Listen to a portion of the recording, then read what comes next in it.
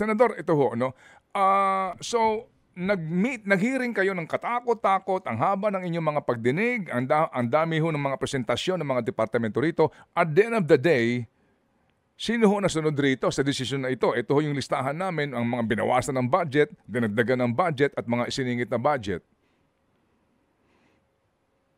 Well, hindi ko pa masabi kasi meron kasi ako information na kuha na restore daw yung ibang budget to the NEP level, so sinunod nila yung executive branch. Pero marami din naman akong pininpoint na mga nagbabaan. So si Department of Education, bumaba. DSWD, bumaba. Doon lang ako nagtataka, bumaba, pero ang AKAP nandiyan pa rin. So, sinong binawasan? Delikado kung binawasan pa yung 4Ps, yung program ng Poorest of the Poor.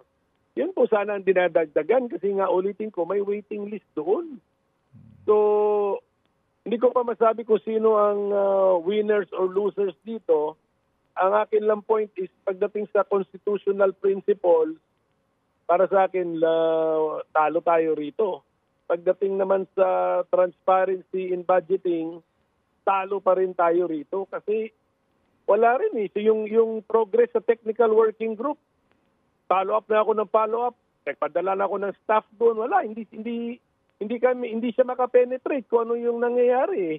O yung pag-zero nga sa PhilHealth eh, sa final BICAM report na lumalabas, hindi naman dapat kung balak i-zero ang PhilHealth, sa technical working group pa lang, dapat sinasabi na yun. Para meron ng advance warning ang mga mambabatas na yan ang mangyayari. Di baliwala rin yung big panel to big panel, para rin naging small panel, mas masama pa. Kasi hindi pa mga mambabatas yung technical working group na yun. Senator, kami po'y lubos na nalulungkot at nababahala dyan sa inyong pahayag na kung kayo mismong senador ay wala pong access dito po sa paghimay at paglalaan ng pera ng bayan, paano pa kami?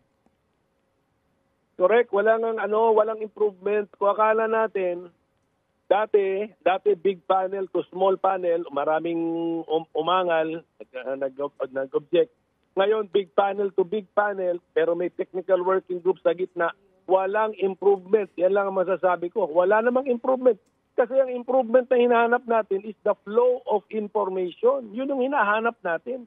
The flow of information na ito yung plano ha, ito na yung papunta na dyan ha, ito na yung consensus, papunta na dyan.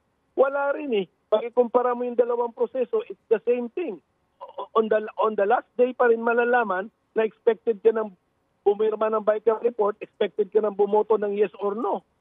So wala ring improvement.